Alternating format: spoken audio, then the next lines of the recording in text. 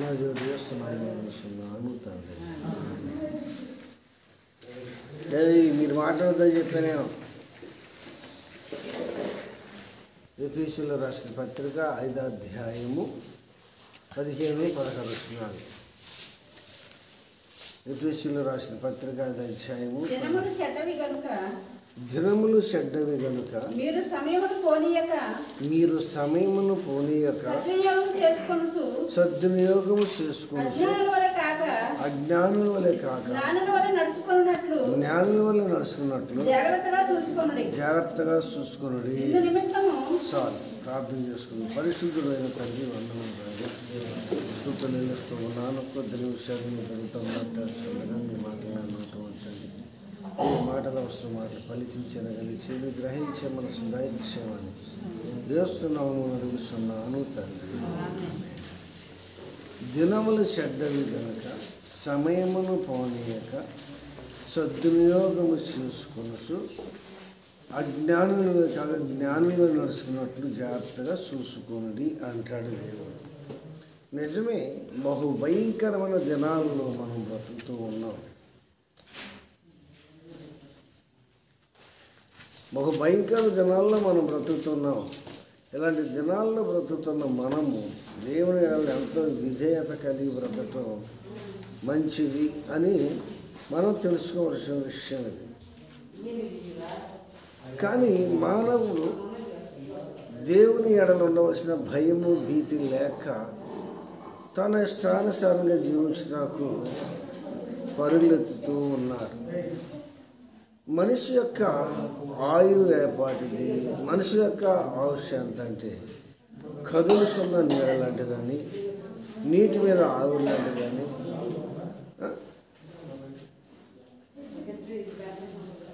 నీటిలో ఆయువు లాంటిదని బైబిల్ మనకు చదివిస్తుంది. ఇలాగే చాలా సందర్భాలు మనకు చెప్తున్నాయి. ఈ మానవుడు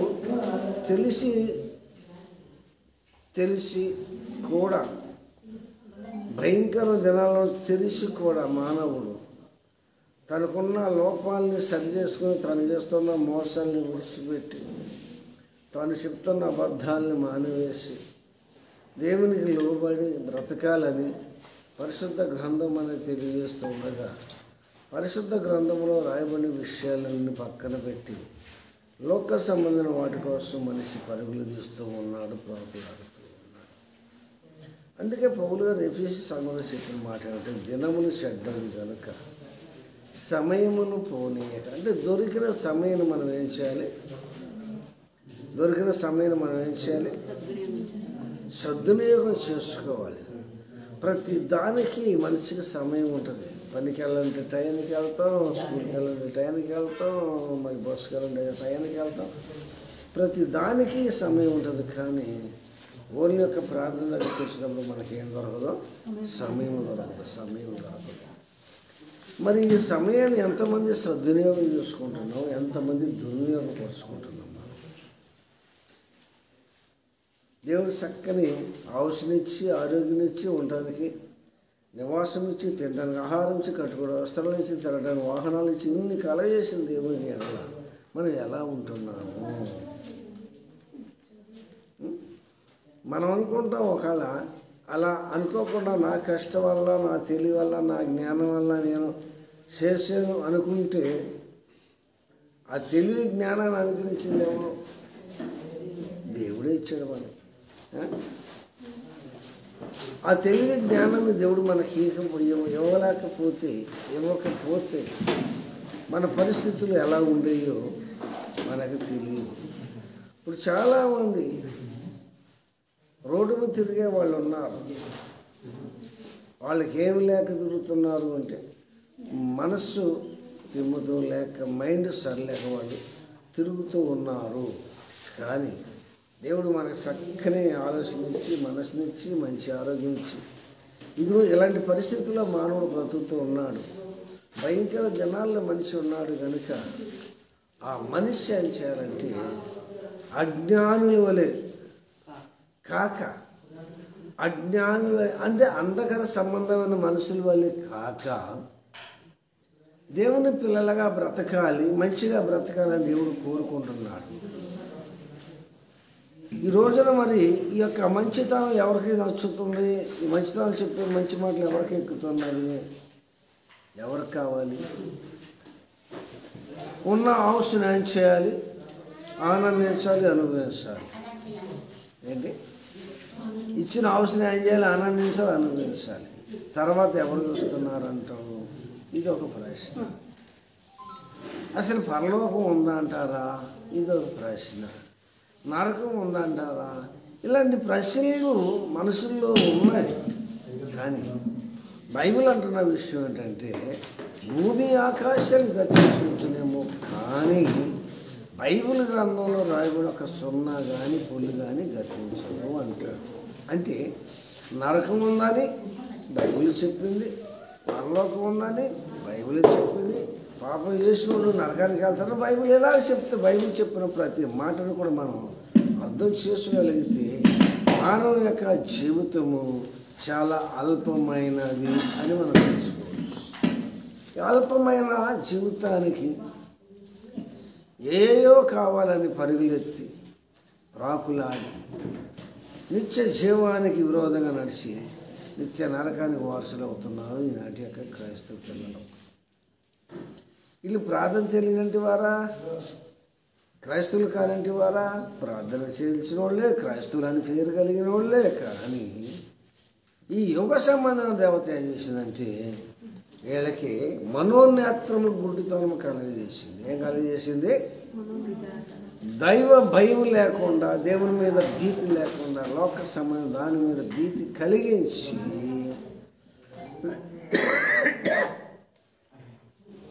దేవుళ్ళు ఎదగవలసిన మనుషుల్ని పాపం వైపు మళ్ళించింది. అది ఎక్కడ జరిగిందంటే ఆది మానవుల్లోనే జరిగింది. ఆది మానవుల అవ్వ ఆదాములు ఏదైనా ఉండగానే అక్కడే సాతాను త్రోవ తప్పించేశాడు.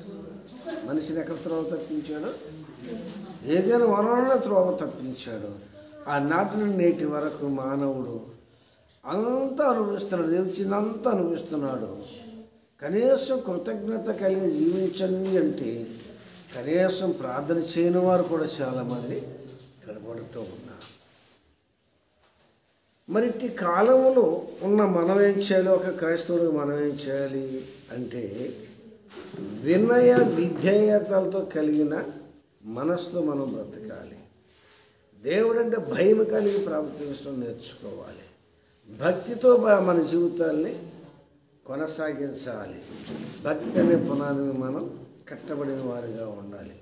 అప్పుడు ఈ బైబిల్ ఉన్న సంగతులు మనం కొంతవరకు గ్రహించగలుగుతాం. ఈనాడు చెప్పింది మాత్రమే తప్ప ఎవరికి వారు బైబిల్ చదువుకునే పరిస్థితులు లేవు. అంతా బిజీ బిజీ బిజీ. ఏంటమ్మా? ఉదయం లేచిన కానీ పుడుకునే వారికి అంతా బిజీ బిజీ, కుటుంబం అంతా గజిబిజీ. ప్రార్థన చేసే సమయం ఆడంది, ఇంకా ప్రభు దగ్గర కనిపించే సమయం ఆడంది. అమ్మా, ప్రార్థన చేసే సమయం ఉందా? ప్రభు దగ్గర కనిపెట్టే సమయం ఉందా? లేదు. కనుక పౌలు గారు అంటున్నాడు ఎఫెసీ సంఘంతో, అయ్యా మీరు ఏదో ఆలోచించుకుంటూ ఉన్నారు, ఏదేదో సాధించాలనుకుంటున్నారు, ఏదేదో చేయాలనుకున్నారు, కానీ సమయం మన చేతిలో లేదు. అమ్మా, కాలములు సమయములు ఆయన చేతిలో ఉన్నాయి. ఏంటమ్మా? రేపు ఏమీ సంభవించో నీకు తెలీదు, నాకు తెలీదు. అమ్మా, రేపు ఏమి సంభవించునో మనకు తెలియదు అంటున్నాడు. మరి ఇచ్చిన కాలాన్ని బట్టి, ఇచ్చిన అవసరం బట్టి, ఉన్న సమయంలో కూడా మనం ఏం చేయాలి? అమ్మా అమ్మా చెప్పండి. పెరుగుతుంది వయస్సని అనుకున్నావు, తరుగుతుంది. పెరుగుతుంది వయస్సని అనుకున్నావు, తరుగుతుంది ఆయువు తెలియకున్నదా. పరమార్థమిది మనుషులకు తెలియకున్నది, పరమార్థమిది మనుషులకు తెలియకున్నది. ప్రభు యేసుని సన్నిధికి రానున్నది, యేసు లేని నీ జీవితము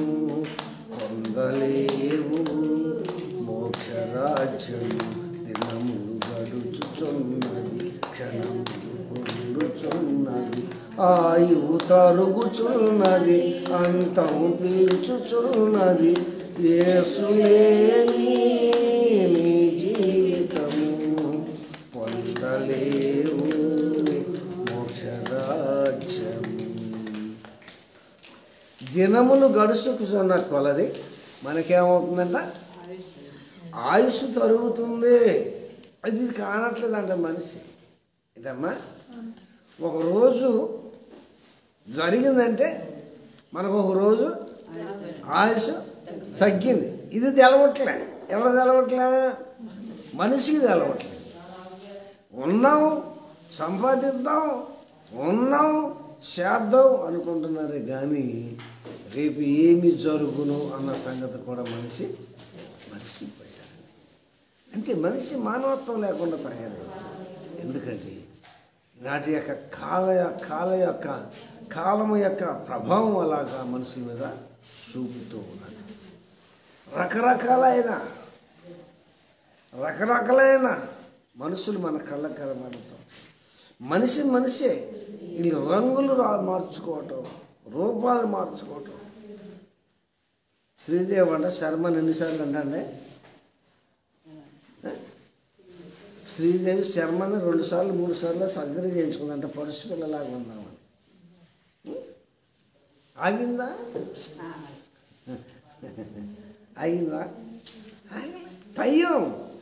టైం అది ఎవరో ఆపలేరు దాన్ని. ఆ టైంని ఎవరో ఆపలేరు.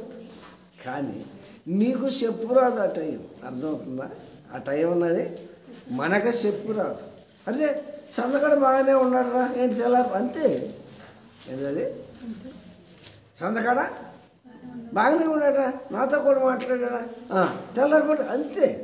అవుతుంది ఏంటది? తెల్లారిపడి అవుతుందండి అది.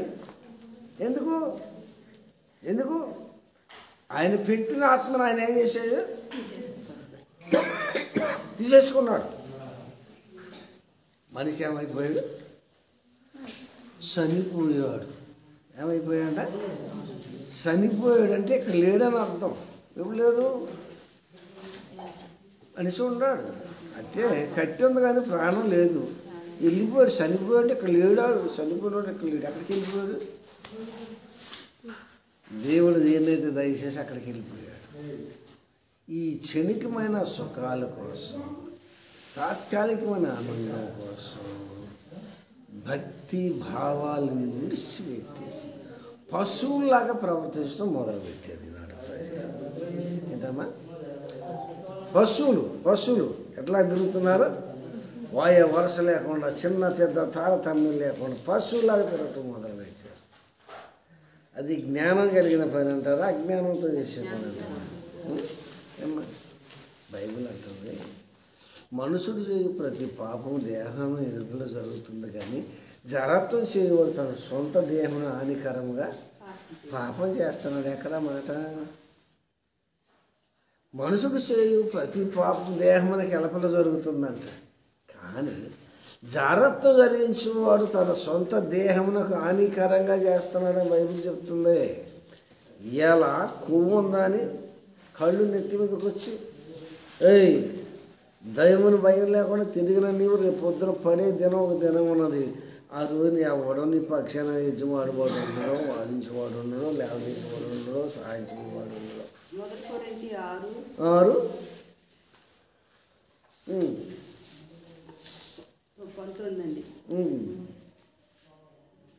మీ దేహము 18 అమ్మా. జాగ్రత్తమునకు దూరంగా పారిపోవుడి. మనుషుడు చేయు ప్రతి పాపము దేహమునకు వెలుపల జరుగుతున్నది. జాగ్రత్తం చేయవాడు ఏనండి ప్రతి పాపం దేహమునకు ఎలుపల జరుగుతున్నది. ఏంటి ఏం జరుగుతుందంట? ప్రతి పాపం దేహమునకు ఎలుపల జరుగుతుంది. జాగ్రత్తము చేయవాడు తన దేహమునకు హానికరముగా పాపము చేయుచున్నాడు. మీకు చాలాసార్లు చెప్పాను, సందర్భం మళ్ళీ గుర్తు చేస్తాను వినండి. ఒక అమ్మాయి చాటరాయి గారి దగ్గర ప్రార్థనలో క్యాన్సర్ జబ్బుతో వచ్చింది. క్యాన్సర్ జబ్బుతో వచ్చిన తర్వాత ఆ అమ్మాయిని ప్రార్థనలో పెడితే ప్రభు చెప్పాడంట, పలానా రైతుకి 350 కట్టమని చెప్పన్నాడట. పేరు చెప్పి ఆమెతోనే, అయ్యగారితో కాదు. పొద్దున్న లేచిందని నాన్నగారు మరి ఇట్లా రాత్రి కళ వచ్చింది, తెల్లటి బట్టలు పెట్టుకుని నాకు ఆయన వచ్చాడు, పలానా రైతుకి 350 కట్టమన్నాడు అని. ఎందుకు కట్టాలమ్మ ఏంటమ్మంటే అప్పుడు చెప్పానంట.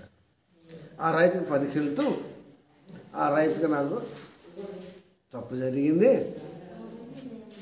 అందుకే 350 ఇచ్చాడు అని చెప్పాను. మరి తీసుకెళ్ళి కట్టమ్మా అని అన్నాడు. మరి ఐదు చెప్పే మాట అదే కదా. ఆయన నాకు ఇది ఊహించాడు నాన్నగారు, శరీరం అమ్ముకున్నాను, అమ్ముకుంటూ ఇచ్చాడు, నాకేం ఊహనివ్వలేదుగా అని అన్నాడు. ఊహనిచ్చాడు, అమ్ముకుంటూ నాకు తెలియదమ్మా, నీకు వచ్చిన లెక్క నేను చెప్పాను అన్నాడు. మళ్ళా 3 రోజులు మళ్ళీ అదే దర్శనం వచ్చిందంట. తీసుకెళ్ళి కడితే దేవుడు నీకు ఆరోగ్యం ఇస్తాడమ్మా అని చెప్పేసి అన్నాడట. మళ్ళీ ఇదే సమాధానం. ఏ సమాధానం? నాకు ఊహి లేదుగా. నేను అతను అమ్మటి వెళ్ళినందుకు నాకు డబ్బులు ఇచ్చాడు, అంటే నా శరీరం నమ్ముకున్నా నాకు డబ్బులు ఇచ్చాడు, దాన్ని తప్పేముంది, నీకు వందనాలు వెళ్ళిరమ్మని చెప్పి పంపించాడు. పంపించిన 20 రోజులు చచ్చిపోయిందిగా అమ్మాయి. 20 రోజులకి ఆ 350 కట్టినట్లయితే దేవుడు ఆశీర్వదించాడు, ఆరోగ్యం ఇచ్చాడు, ఏం చేసాడు. కానీ ఆ వచ్చే సమాధానం ఏంటి? నాకేం ఊకనేవలా ఆ సమాధానం చెప్పింది. మరి అయ్యగారు ఏం చేస్తాడు? చెప్తే ఇంటిగా ఉంచేది, మెట్టగట్ట పంపించాను 20 రోజులకి టపాగా. అందుకే అన్నాడు. ఈ రోజున చాలామంది డబ్బు కోసం శరీరాలు అమ్ముకుంటున్నారు అని చెప్తున్నారు. భయంకర దినాలు, అందుకని దినములు చెడ్డవి అన్నాడు, మంచి దినాలు అంటలే. భయంకర దినాల్లో ఉన్నాం మనం. కేవలం సుఖాల కోసం, సంతోషం కోసం పక్కది ఫ్రిడ్జ్ తెచ్చుకుని ఆ ఇంట్లో ఫ్రిడ్జ్ ఉండాలి, పక్కది టీవీ తెచ్చుకుని ఆ ఇంట్లో టీవీ ఉండాలి, పక్కదే బట్టలకి మిషన్ తెచ్చుకుంది నాకు కావాలి, బీరువా తెచ్చుకుంది నాకు కావాలి. డబ్బు లేదు, డబ్బు లేదంటే ఇప్పుడు ఏం చేయాలి? అడ్డదారులు తొక్కాలి. ఏం చేయాలి ఏమ్మా? ఏం చేయాలి? అడ్డదారులు తొక్కాలి. అడ్డదారులు తొక్క ఏం చేయాలి? ఏం చేయాలి? తెచ్చుకోవాలి. ఇది ఇప్పుడు మన యొక్క పాయింట్ ఏంటిది? పాపానికి వచ్చే జీతము మరణం అని బైబిల్ చెప్తుంది. వీళ్ళు సావడానికన్నా ఒప్పుకున్నారు, పాపాన్ని విడిచిపెడతాను సావడానికైనా ఇష్టపడుతున్నారు. కానీ అయ్యో నేను చేసే తప్పే, ఇది బైబిల్ వాక్యానికి విరోధంగా, దేవునికి నేను విరోధంగా పాపం చేస్తున్నానేమో, మరి బైబిల్ ఇలా తెలియజేస్తున్నాను. కానీ అమ్మో నేను భయంతో బతకాలి, బతికి 4 దినాలు నమ్మకంగా ఉండాలి, నేను సత్య పరలోకం పోవాలి, పరలోకం నరకం ఎవరు చూసాడు ఉండగా అన్నీ ఆనందించాలి, అనుభవించాలి.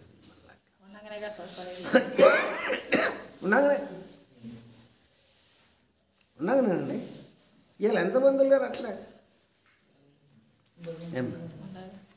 కీర్తనకారుడు అంటాడు, అందన దాని ఎందు నువ్వు మనసు పెట్టు, నీకు అందన దాని ఎందు మనసు పెట్టు. మాట వీళ్ళు ఎట్లాగా ఒకరిని చూసి ఒకడు, అంటే నక్క పులిని చూసి నక్క వాతలు పెట్టుకున్నట్లుగా దాని ఇంట్లో అది ఉంటే నా ఇంట్లో పెట్టుకున్నాను. ఈ పాయింట్ మీద తమ శరీరాలను ఏం చేస్తున్నారు? తమ శరీరాలను ఏం చేస్తున్నారు? అమ్ముకుంటున్నారు. అమ్ముకున్న వల్ల వచ్చేది ఏమిటి? జబ్బులు జబ్బులు జబ్బులు జబ్బులు. అందుకని జాగ్రత్త ధరించేవాడు తన సొంత దేహమునకు హానికరంగా జాగ్రత్తం చేస్తున్నాడు, పాపం చేస్తున్నాడు. అందుకే జాగ్రత్తలు దూరముగా పారిపోయాడు. అంటే ఆ యొక్క ప్రసక్తి వచ్చినప్పుడు ఆ వ్యక్తితో నీకు మాటలు లేకుండా నువ్వు కట్ చేసుకుంటే నువ్వు బతుకుతావు కొంతకాలం. ఇది లోకం. అందరూ మంచోళ్ళు ఉంటారని మనం అనుకోకూడదు, అందరూ చెడ్డోళ్ళు ఉంటారని మనం అనుకోకూడదు. మంచోళ్ళు చెడ్డోళ్ళు ఉంటారు, మంచోళ్ళు ఉంటారు, చెడ్డోళ్ళు ఉంటారు. చెల్లి అని పిలిచేవాళ్ళు ఉంటారు, సైకిల్ చేసేవాళ్ళు ఉంటారు. అక్కని పిలుస్తారు, సైకిల్ చేసేవాళ్ళు ఉంటారు. మమ్మీ డాడీ అంటారు, పాపం చేస్తూనే ఉంటారు. ఇప్పుడు లోక పరిస్థితి అలా.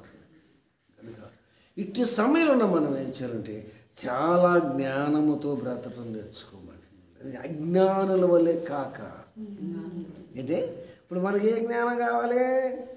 లోక సంబంధ జ్ఞానం బోచ్చుడు ఉంది మన దగ్గర, కానీ దైవిక జ్ఞానం మనకు లేదు. ఏ జ్ఞానం కావాలి? దైవిక జ్ఞానం కావాలి. అది చాలా అవసరం మనకి. ఒక్క సంబంధంలో ఎదటి మనిషిని ఎలా పల్టీలు కొట్టేస్తాం మాటల్లో పెట్టి. కానీ వాక్యం దగ్గరికి వస్తే నీ ఆటలు ఎక్కడ రాదు. వాక్యం దగ్గరికి వస్తే నీ ఆటలు సాగో. అసలు నీకు జ్ఞానం ఇచ్చిన దేవుడేమో మర్చిపోయి దేవుడికి నువ్వు టూర్లు పెట్టాలంటే కుదురుతుంది. అవి మన తెలివితేట. ఎవరికమ్మా? దేవుడినే మోసం చేయాలనుకున్నాం. అవి మన తెలివితేట. లేదు, దేవుడి జ్ఞానం మనకు చాలా అవసరం. ప్రతి క్రైస్తవులకు ఉండవలసిన లోక సంబంధమైన జ్ఞానం కాదు, కానీ దైవికమైన జ్ఞానం మనల్ని ఏం చేస్తుందంటే ఆదర్శద్ది చక్కని సన్మార్గంలో నడిపిస్తుంది. అందుకేనండి అజ్ఞానంలో మీరు ఉంటున్నారు. అజ్ఞానంలో కాదు, కొంచెం జ్ఞానంతో బ్రతకడం నేర్చుకోమంటాడు. ఎందుకని అన్నాడన్నమాట దినములో చెడ్డది కనుక. అమ్మా అక్కడే 12 వస్తుంది, 11, 12 వస్తుంది పైన అక్కడే 11, 12 మీలో కొందరు అట్టివారై ఉండిరి గాని ప్రభువైన యేసుక్రీస్తు 5, 11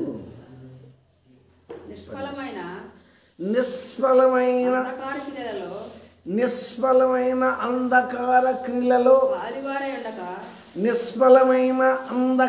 క్రియలలో పాలువారై ఉండక ఖండించండి. ఏమన్నాడమ్మా? నిష్ఫలమైన అంధకార సంబంధమైన క్రియలలో మీరు పాలువారై ఉండక అంధకార సంబంధమైన క్రియలలో మీరు పాలువారై ఉండక. నేను ప్రార్థన చేస్తూ చెప్పుకునే వాళ్ళు ఏం చేయాలి అంటారు కదా, దుష్టుడు దూరంగా పారిపోవాలి. ఏమంటారు? దుష్టుడికే కాదు, శరీర కోరికలు కూడా మనం ఏం చేయాలి? దూరంగా పారిపోవాలి. అందుకే అంటాడు కీర్తనకారుడు, దుష్టుడు ఆలోచన పాపుల మార్గం బాజులు కూర్చోండి మొదలెడతాడు అక్కడ. అయితే మనం ఏం చేయాలంటే వీటిని ఖండించాలి. వీటిని ఖండించి కింద అంటాడు. ఇప్పుడు 12 వస్తుంది. అట్టి క్రియలు చేయవారు అట్టి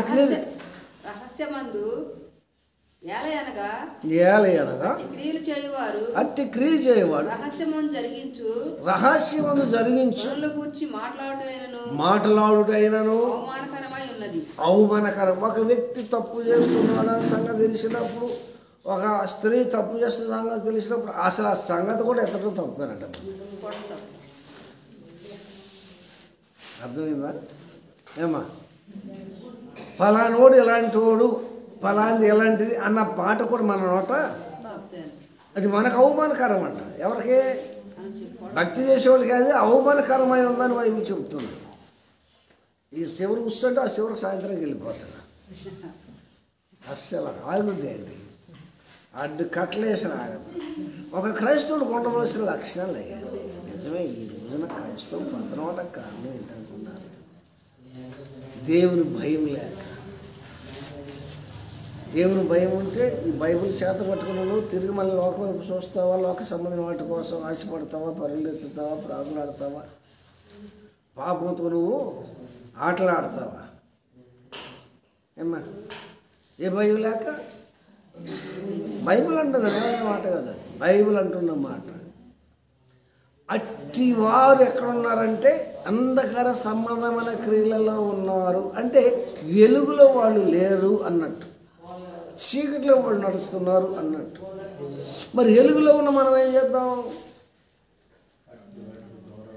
అస్సలు అటు ప్రసక్తే మన నోట రాకూడదు, అది మనకు అవమానకరము అంటున్నారు. అమ్మా మరి అందరూ ఈ వాక్యం తెలుసుకుని ఆ ప్రకారం నడుచుకోవాలనుకుంటున్నాం మనం. ఏమ్మా అదా దాని సంగతి నీకేం చక్క నాకు తెలుసు. నేను అంటున్నానమ్మా, ఏదో దైవక భక్తిలో ఉన్నాం కానీ మహానకులు మనకు కూడా అంటున్నారు. ప్రభు ప్రేమించి మనం నశించిపోవటం ఇష్టం లేక మనల్ని ఏం చేశాడమ్మా? తన స్వరక్తి నుంచి మనల్ని ఏం చేసుకున్నాడు? కొనుక్కున్నాడు. ఏం చేశాడమ్మా? స్వరక్తి నుంచి మనల్ని కొనుక్కున్నాడు. ఎందుకంటే తాను పరిశుద్ధుడైన ప్రకారం మనం పరిశుద్ధంగా జీవించమని కోరుకున్నాడు. లేకపోతే మన పేర్లు ఎప్పుడు ఏమ్మా మన పేర్లు ఎప్పుడో నాసిపోయాయి. ఆయన కనికరం బట్టి మనం బ్రతికున్నాం. మరి ఉన్న కాలంలో ఎలా ఉండాలంటుంది బైబిల్? చాలా జాగ్రత్తగా బ్రతకవచ్చు. ఆ దారిలో పిచ్చుకొక్క ఉంది అని చెప్పారు అనుకో, తెగించి వెళ్తారా? వెళ్తే ఏమవుద్ది? మీద వాడి కలిసి చచ్చిపోతాం. అందుకే సందుదోళ్ళు ఎత్తుకుంటాం. అరే బాబు అది పాపము రా, నువ్వు చేయొద్దని చేస్తానని నేను చెప్తారు. అరే పిచ్చుకొక్క ఉందా ఖర్చు ఉందంటే వెళ్తానని ఏం చేయలేవు. అది ఖర్చు ఉంది చెప్తాడు. ఇది పాపం చేసేవాడు చెప్తాడు. ఆ పాపం రేపొద్దున ఏం చేస్తుంది? నరకం తీసుకెళ్తుంది. అందుకే అన్నాడు దినములు చెడ్డవి కనుక, దినములు చెడ్డవి కనుక సమయమును పోనీయక సద్వినియోగము చేసుకొనొచ్చు అజ్ఞానుల వల్లే కాక జ్ఞానుల వల్లే నడుచుకున్నట్లుగా. ఎవరికి కావాలండి జ్ఞానం? ఎవరు కావాలండి? భయంతో కూడిన భక్తి. వెళ్తున్నామా గుడికి? వెళ్తున్నాం. విన్నాం వాక్యం, విన్నాం. వచ్చాం, తిన్నాం, చూస్తున్నాం. టీవీ అయిపోయింది. ఇది చేరమ్మ గారు, నీకు టీవీ లేదులే దేవుడి దయ వల్ల. టీవీ లేదులే. టీవీ లేకపోతే సీతలు చేరాలి ఉంటుంది.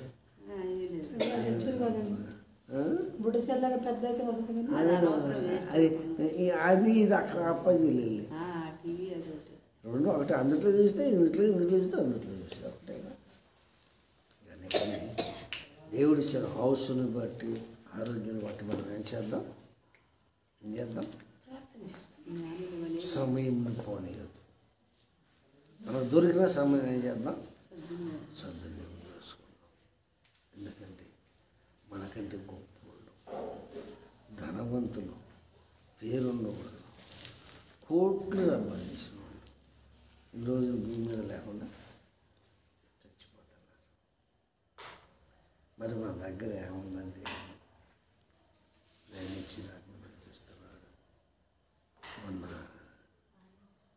సీతారాంపురం గారు సాక్షి చెప్పారు. అంత క్రితం అన్నాడు కానీ అంతగా పట్టించుకోలేదు.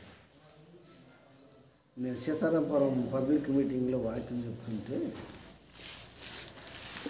ఆ చర్చి దగ్గర నా మీద 101 శక్తి దిగిందంట. 101 శక్తి దిగి చెప్తుందంట, సత్యాలు ఊరి మీద పడిపోతాను, మేము ఉండలేకపోతాను. ముందులో ఆయన వాక్యం ఆత్మ చెప్పండి అంట. ఎక్కడ కనీసం ఒక 50 గజాలు ఉంటుందంట అయ్యగారు అక్కడికే 50 గజాల దూరంలో చర్చి ఈయన ఒకటి పెట్టుకున్నాడు. మైకులో అంట ఊరి మీద పడిపోతుంటే ఆ సత్యాలకి మేము ఉండలేక వచ్చేసి ముందెళ్ళి ఆయన వాక్యం ఆపమనండి అని 101 శక్తి దిగిందంటండి. మన దగ్గర ఏముంది? నాయనగారు నడిపిస్తున్నాడు అంటే నాయనగారు నడిపిస్తున్నాడు. ఆ వాక్యం చెప్పేటప్పుడు ఆయన నడిపించుకుంటున్నాడు, నిలబెట్టుకుని వాడుకుంటున్నాడు. 101 శక్తి దిగి అంటుందట, అమ్మో మేము ఉండలేకపోతున్నాం, సత్యవంతం ఊరి మీద పడిపోతుంది, ముందే ఆయన వాక్యం చెప్పాను అప్పుడు చెప్పేసి శక్తులు మాట్లాడినంట. మొన్న చెప్తున్నా నేను తేటగా విన్నాను. ఎక్కడ? మొన్న నర్సాపాలెం ఫోటోలో సీతారాంపురం గారు చెప్తాను. మంగళవారం పగలనుకుంటా చెప్తానండి. ఎందుకు ఈ మాట గుర్తు చేశానంటే, ఒకలా భక్తి విషయంలో మనం కొంచెము కాపాడుకోగలిగినప్పుడు దేవుడు అట్టి కార్యాలు మన ద్వారా చేస్తాడు. అది నా ఆశ ఏంటంటే, బ్రతికేది 4 దినాలే కదా, 4 దినాలు కొంచెం నమ్మకంగా బ్రతకదాము అని ఆశపడుతున్నాను. సంఘాన్ని కూడా తెలియజేసేది అదే, స్వార్థం లేని సేవ. అమ్మా ఇలా బయట చూస్తే బహుభయంకరమైన పరిస్థితులు కనబడుతున్నాయి. అలాంటి పరిస్థితుల్లో దిగజారిపోవడం దృఢమైన నమ్మకంతో నాకున్న విశ్వాసం నేను నిలబెట్టుకోవడానికి, కాపాడుకోవడానికి చాలా శతవిధాల ప్రయత్నం చేస్తూ ఉన్నాను. ఎందుకంటే విశ్వాసం మనం భ్రష్టులు కాకూడదని ఆశ. పౌలు గారు నేను మంచి పోరాడుతుంది, విశ్వాసమును కాపాడుకుంటుంది, నా పరుగు కడముట్టించింది, నాకు మిగిలింది ఏముంది? జీవిక రేటు ఉందన్నాడండి. అదే వాళ్ళకి కావాలి. ఇప్పుడు ఏలుగు నాన్నగారు కారు కూడా నేను కారు కావాలి, ఏలుగు నాన్న పెద్ద చర్చి కట్టి నేను చర్చి కట్టించాలి, ఏలుగు నాన్నగారు ఏసీలో తిరుగుతారా నేను ఏసీలో తిరగాలి. అసలు ఏలుగు నాన్నగారు ఎంత దిగాడంటే అసలు ఎంత వెనకాల ఎంత శ్రమ ఉందో అది తెలిసిందా? ఏమ్మా అసలు వెనకాల ఎంత శ్రమ ఉందో తెలిసిందా? అదే 1.5-2 సంవత్సరాలు ఆకులు తిని అల్లాడిపోయాను. ఇలా తిన్నారా వండుకున్నది అసగట్టడం లేదు ఆ టైంలో. కొత్త సేవలు తిన్నారా లేదని అసగట్టడం లేదండి. ఇలా దేవుడు ఏదో ప్రేమించి కొంచెం కనికరించి ఆయన ద్వారాలు తెరిచి శుభ్రంగా తింటుంటే ఇలా చూసి వారు లేకపోతే ఎట్టొచ్చి బాగుపడ్డారా? అంటే ఎట్టొచ్చి బాగుపడ్డారా? చూసావా ఎంత బిల్డింగ్ చేసాడు?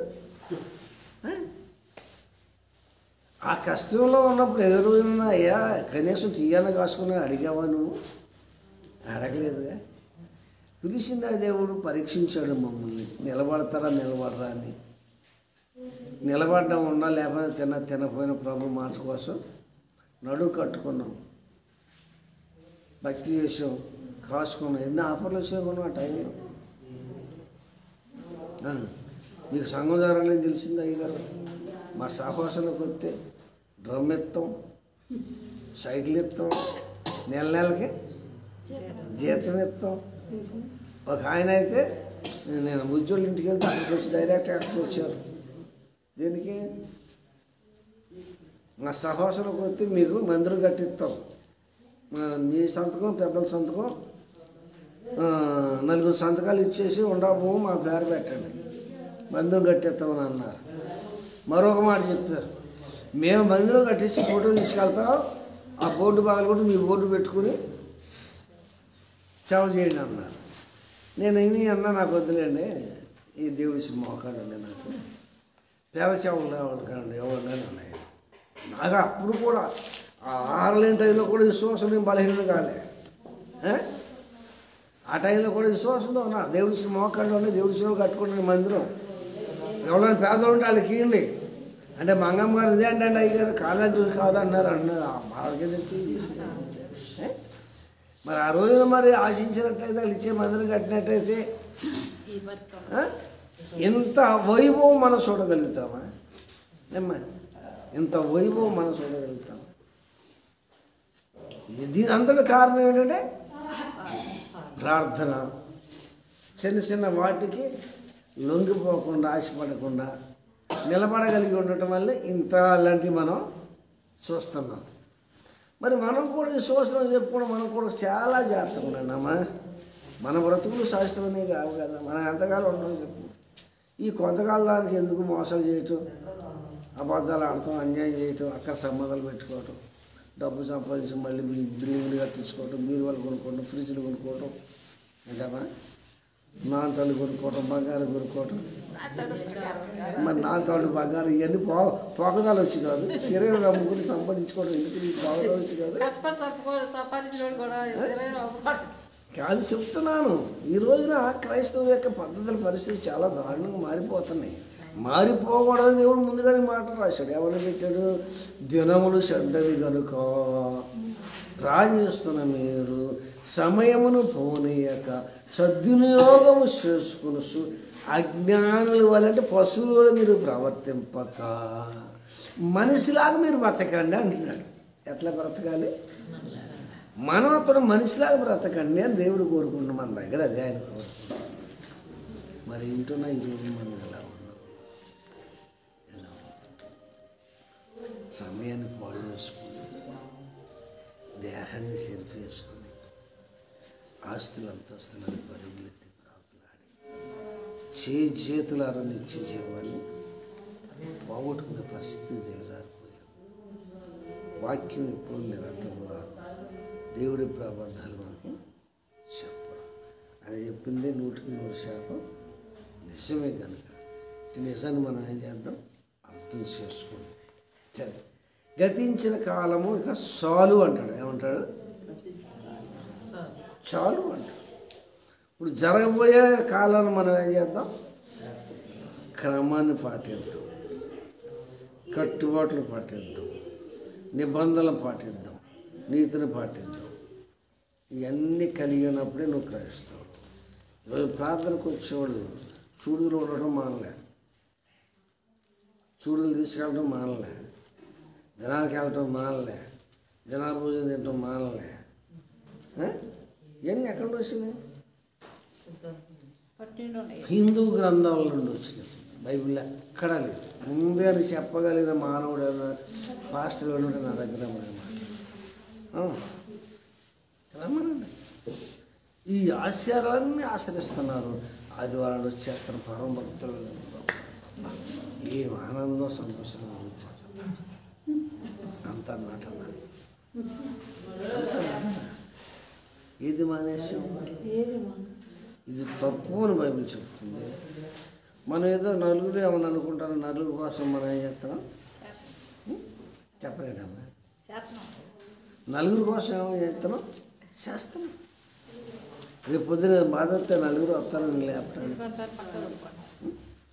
ఇప్పుడు ఏదన్నా బాధ వచ్చింది, శ్రమ వచ్చింది, డాక్టర్ దగ్గరికి వెళ్ళి డాక్టర్ చేతులు తీసేటప్పుడు దేవుడు కావాలి, దేవుడు కావాలి. అప్పుడు ఏమంటాడు, ఒకసారి వస్తే నేను బాగు చేశాను, రెండోసారి పొద్దునే ఫోన్ చేశాను, ఫోన్ మాట. అర్థమవుతుందా? కొంచెం ఆలోచించి భక్తి విషయంలో కొంచెం నిబ్బరంగా నిలబడి, చిన్న చిన్న శ్రమలో ఇబ్బందులు ఇట్లు వచ్చినప్పుడు కూడా ఎన్ని తిరగని విశ్వాసముతో దేవుడు నాతో ఉన్నాడు, నా పక్షాన ఉన్నాడు, నాకు కార్యం చేస్తాడు. వాడు చేయలేకపోయాడు, చచ్చిపోతే దేవుడు రాజ్యానికి వెళతాను అని ఒక నమ్మకం మనకు కలిగినప్పుడు నిజంగా దేవుడు మన అయినా విడిచిపెట్టాడు. దేవుడి కొద్ది మాటలు దించుగా ప్రార్థన చేసుకుని పరిస్థితిగా ఉన్నాను. మీకు ఇస్తున్నాను కొద్ది నిమిషాలు బిడ్డలతో మాట్లాడిన మన్నించి ప్రతి బిడ్డ మీరు ఆయత్ పరస్పరం చేస్తున్నాను అడుగుతున్నాను తండ్రి.